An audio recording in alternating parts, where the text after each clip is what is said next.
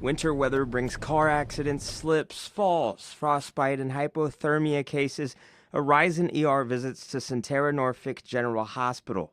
Tend to see a lot of increase in our trauma population. Rachel Huvenet with Centera says a person's body will begin shivering as a natural protection to warm back up. She says wearing warm clothes and multiple layers is your first and best line of defense. It's really important that we're dressed for that type of weather and that we have the proper clothing on to not only protect our skin but also just keep that heat in. She says this is when neighbors helping neighbors can save lives. If you see someone in distress, see if you can help.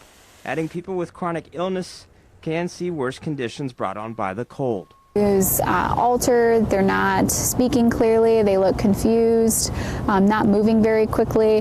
Those are definitely signs to check in and see, hey, are you okay?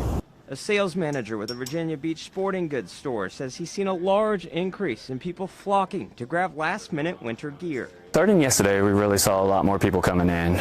Anything and everything to bundle up and stay safe. A little bit of everything, so snow boots, the jackets, beanies, gloves, seeing a lot of people purchasing flashlights, batteries, propane.